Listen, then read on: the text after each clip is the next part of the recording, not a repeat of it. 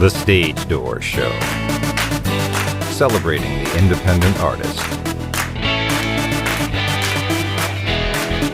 With your host, Dave Hondel. I'm scared to tell her I'm a Gemini. One guy got two sides. She only know about what I don't hide. But let me tell you about the other side, the other guy. I'm clean cut, but I cut up. Don't get caught up. Ain't what it seems, no, I ain't what you thought of. That ain't me. Take a seat, take a drink, maybe take a chance on me. She wanna get that she can see during the week, yeah. I'm on my grind, I'm making money, I ain't free, yeah. Hi everyone, welcome to the Stage Door Show tonight. This is Dave Hondel. I'm honored to have tonight's guest. You've seen him as Dillon Quartermaine in General Hospital, Lieutenant Frank Newton on The Walking Dead World Beyond, the TV series S.W.A.T, and recently played the role of Greg in the thriller Trapped In. I also want to get into his amazing music, so let's bring him in now. Please welcome to the show, Mr. Robert Palmer Watkins. Thanks for being on the show, Robert. Yeah, thank you for having me, man. I appreciate it. Absolutely, man. It's so great to have you on. It's an honor. But I wanted to start with this. You've had time on General Hospital, a lot of time actually on General Hospital as a pretty pivotal role as Dillon Quartermaine. And, I understand, I've had a lot of people from General Hospital and some other soaps that have, talked about really the fast-paced environment and, the quick script changes and a lot of the other things that go on with the soap world. So, and there's a lot of rabid fans out there, in the soap world. So talk about your time on General Hospital, and was that kind of a whirlwind for you?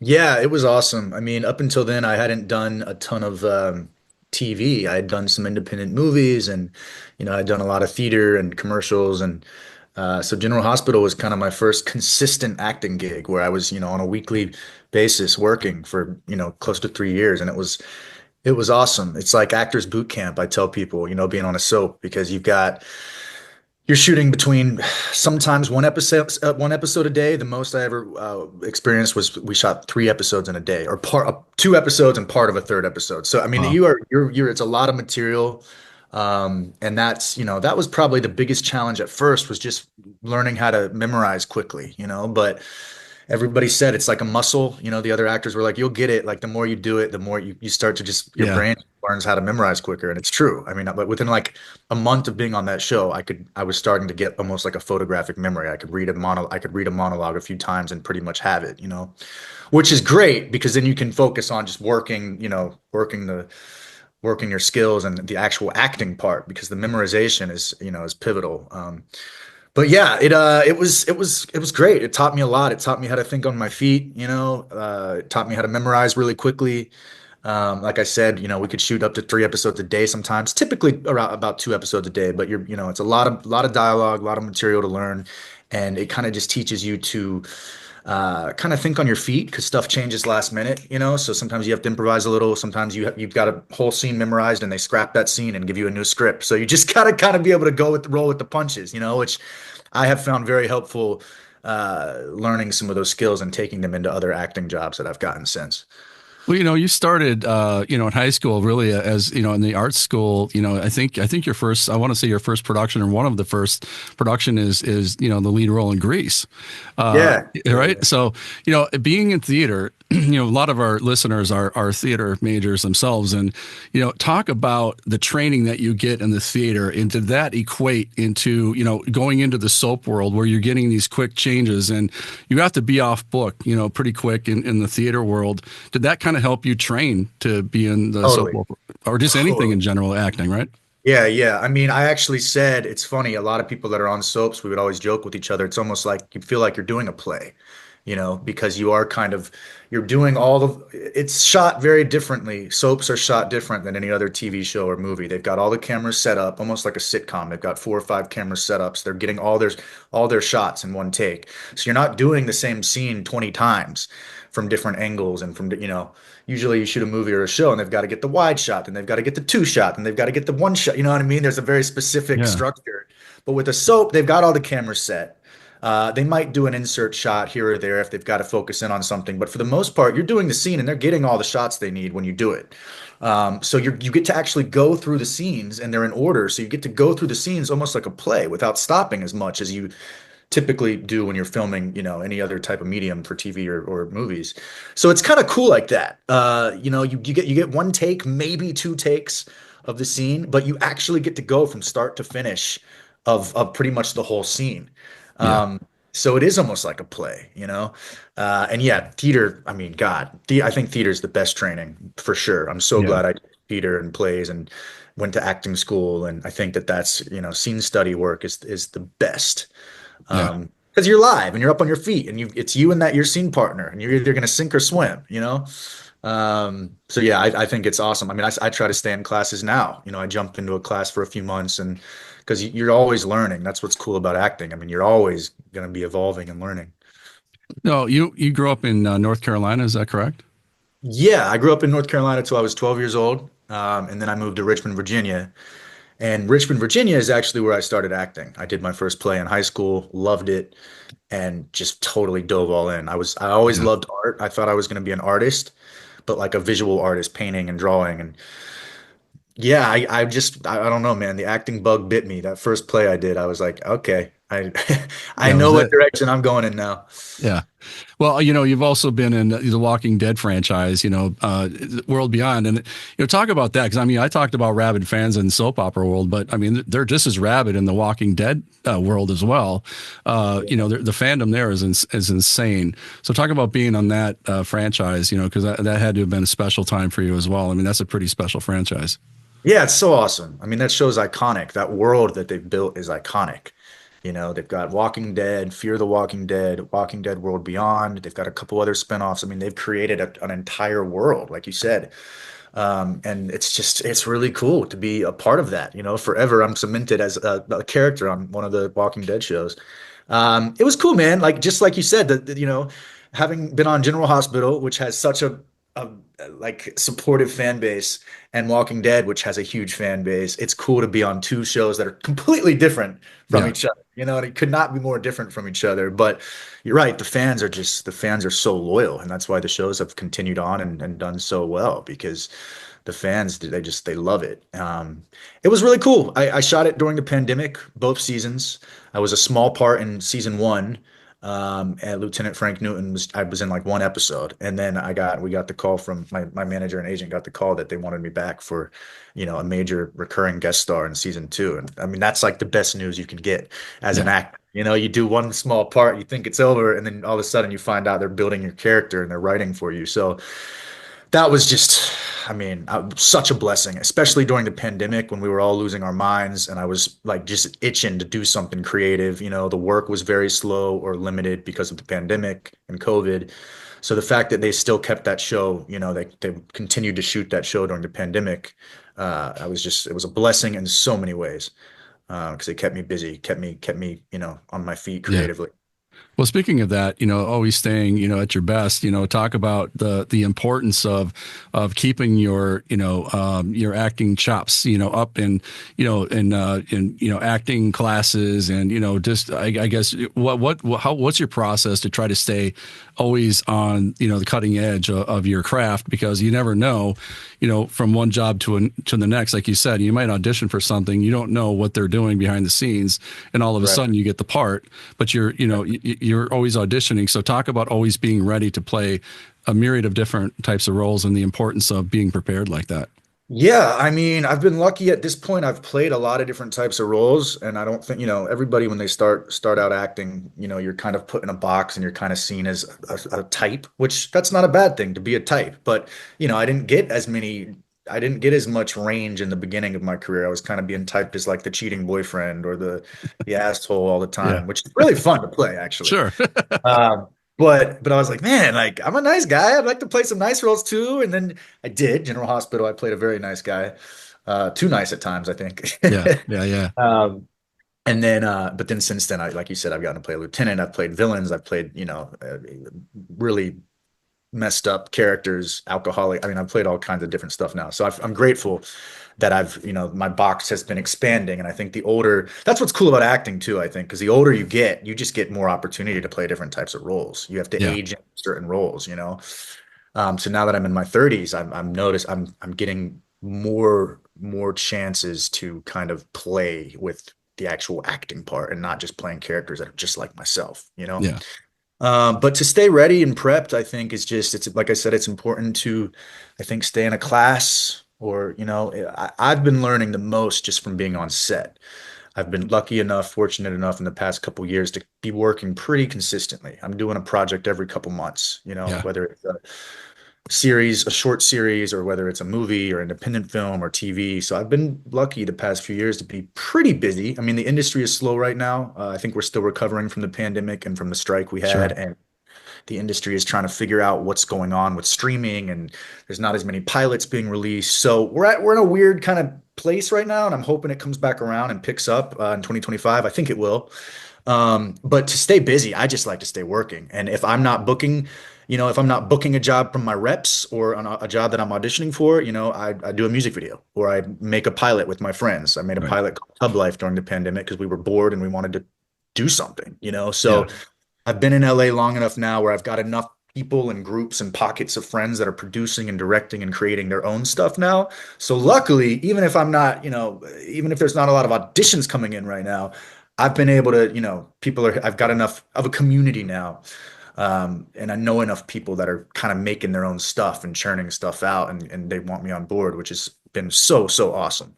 But Yeah. that's what they say. It's like the more you know, the more people you know, the longer you're here, you kind of build a network of people. And then eventually, the people that are working stay out here and they and Yeah. they hit each other up. And if they liked working with you in the past, they want to work with you again. So I've been learning a lot just being on set. Every time I'm on a set, I'm like, it amazes me that there's still stuff to learn. I've been doing Yeah. this for so long, but you never know what you're walking into. Every project is a little different.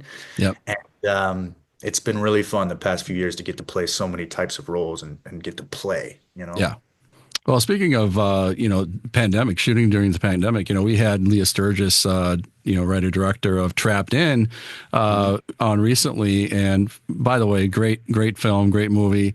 It was I love thrillers anyway, but this one was great. And talking to Leah, it was filmed right during the pandemic, and so I guess you guys were filming in her house, which was used in the movie. But I thought it was a great storyline. You guys did a great. I mean, your role was Greg, kind of the head cycler. I don't want to give too much away, but talk about getting that project and also working with some of your friends and working with the people that you know in this community that you just spoke about.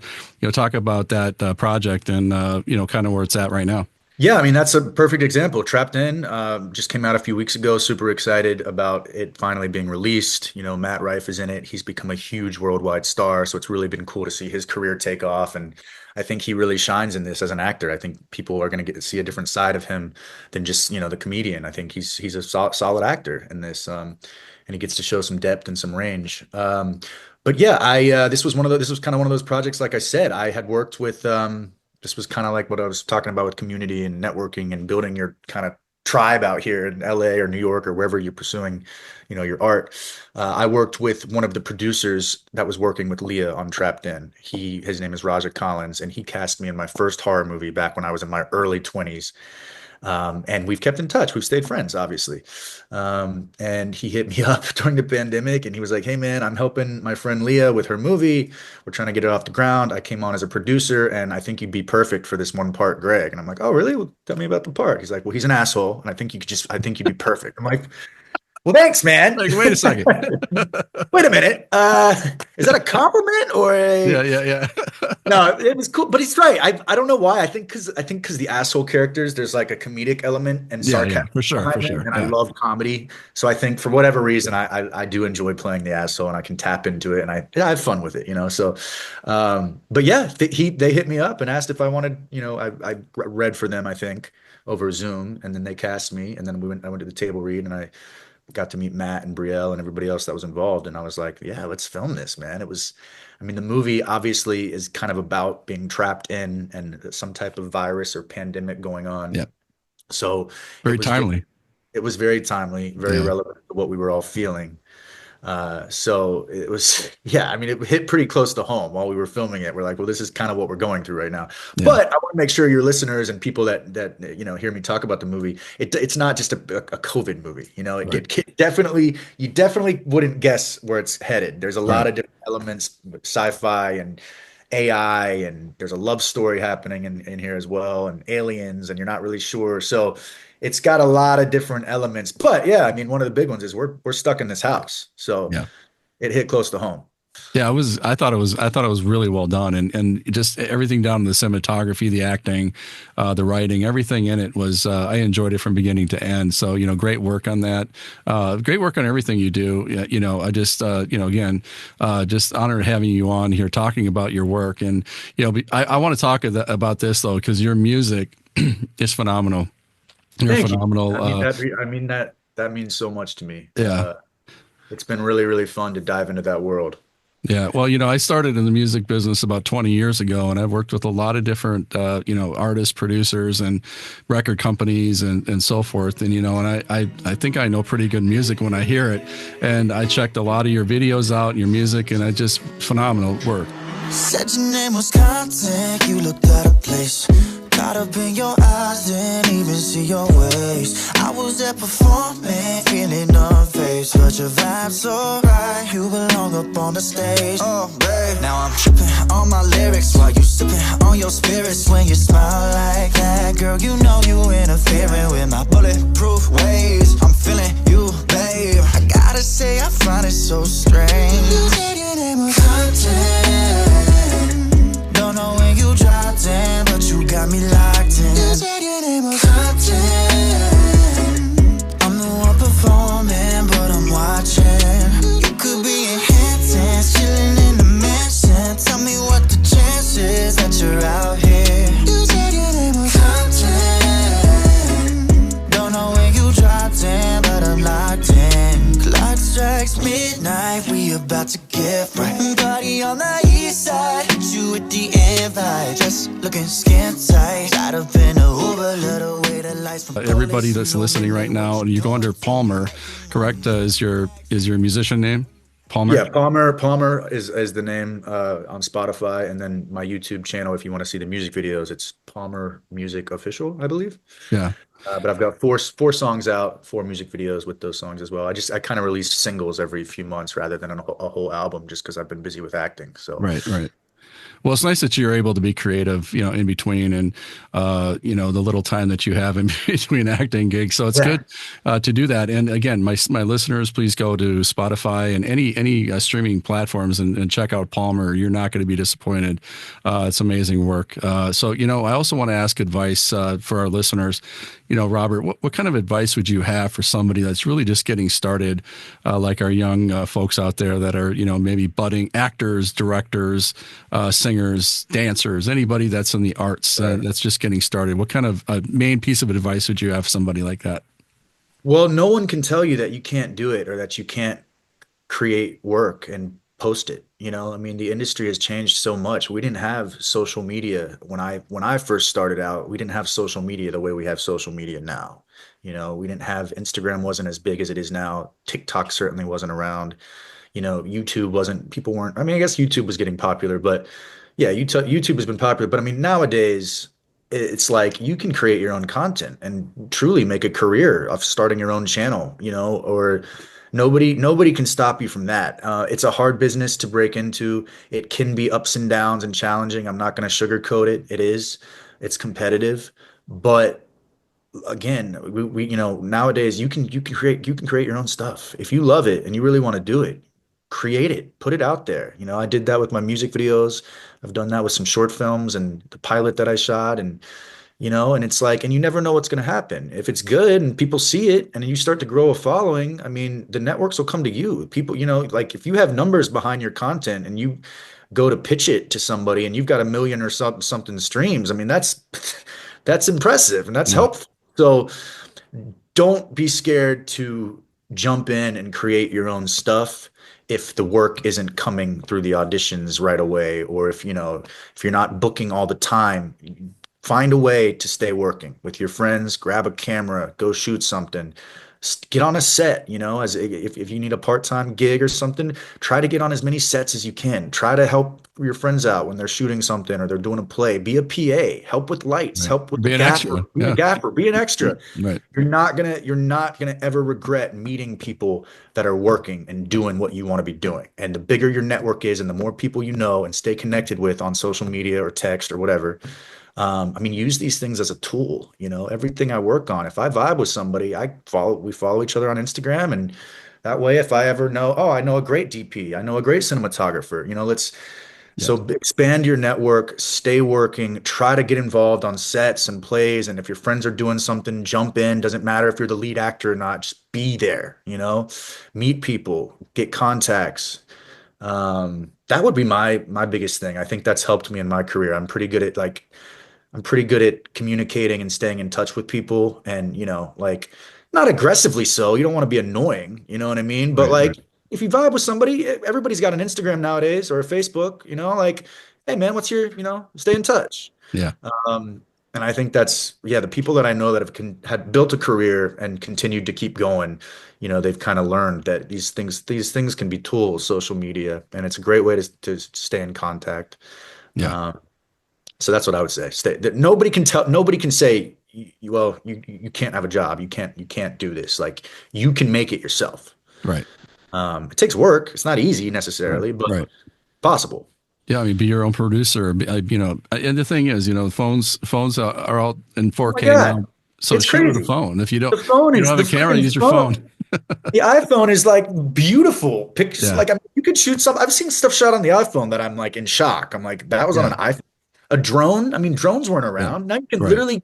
you can do shots that used to cost millions of dollars in a Beautiful helicopter. shots. You can Yeah. buy a drone and fly it up and increase the look of your project by 10. It's crazy. Although maybe not here in New Jersey yet. Let the smoke clear a little bit. Yeah, but no, that's a good point. It's just that's great advice. I think the biggest thing that I take away from a lot of the advice that I get from actors and singers and so forth is just do it. Don't wait for Right. because if you're waiting for a big budget, it might never happen. So Most, just if you yeah, have and an idea, do it. that's a very rare thing. I mean, I don't even know if it has happened. Maybe somebody who was born into a family of stars and have parents that are stars, but very few people start out, very few actors and artists, their first project is a massive budget movie or you know what I mean? I mean, Right. everybody, you got to build your way, Got to build your start somewhere. resume. Yeah. I did student films and short films and Yeah. worked for free more times than I can count. So I Yeah. could footage and so I could meet people and so I could learn how to handle myself on a set. Yeah. Right. I mean, student films, like if you're out there and you don't even have any footage yet and you need to build a reel, go do some student films. They need actors, you Yeah. know? Yeah. You probably won't get paid much, if any, but Well, it you'll was good get, for your resume, right? I mean, yeah, you got it's to build a great. resume at some point.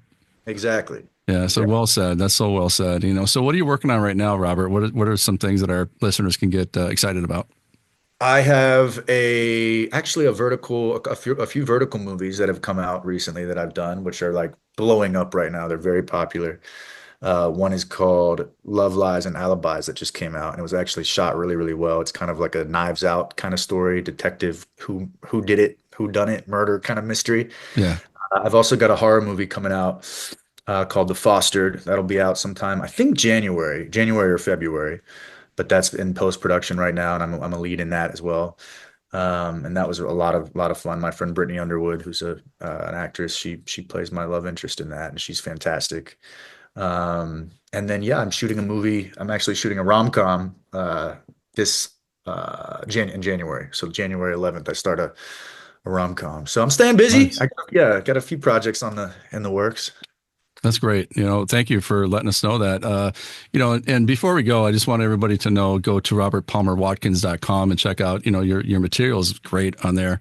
The videos, everything that you have on there, your biography, and so they can learn about a lot about you on there. So make sure everybody goes there. The other thing is, before we go, when it's all said and done, Robert, what do you want your legacy to be? What do you want to leave behind when it's all said and done to your fans?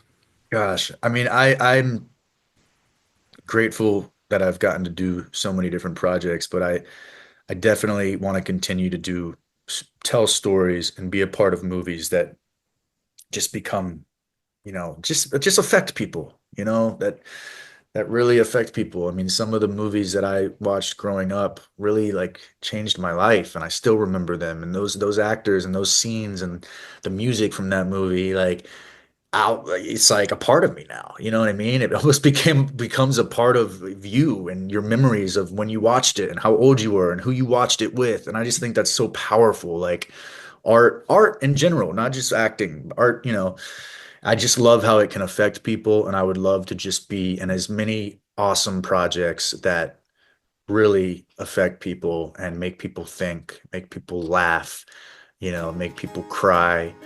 I think it's a really cool thing to get to be a part of this industry, and I just hope that really, really good storytelling comes back and continues. There has been some really good stuff that's come out over the past few years, but I hope that we just continue to fight for really good storytelling. Yeah. That's good. Thank you for that. And for all our listeners, make sure you go check out Trapped In on streaming services right now. It's for rent or purchase, so make sure that you check that out. I think it's on several of them, actually. I think I saw it on Prime Video, but they're on several different ones, so make sure you check that out and see Robert and the rest of the cast, Matt Rife, and the rest of the wonderful cast and crew on Trapped In. So thank you so much. It's been an honor, Robert, for you to be on the show, and you're always welcome back. And, my best of luck to you in your future. Thank you, man. I appreciate it. Good luck, everybody out there that's an artist and striving, or anybody who's out there with a dream. Go for it. Chase it. Played for your heart, then I cashed all my bets in the room. Track of time and we got caught up in a cyclone. But you were mine and the words couldn't find how to tell you. I'm halfway and half out the door, and you're pulling me for some more. We're sitting by on different sides of the crossroad, but still can't let go. We're halfway and half out the door, but what is it we're looking for? The more I make you feel alive, more it's killing me inside. That's why I gotta go.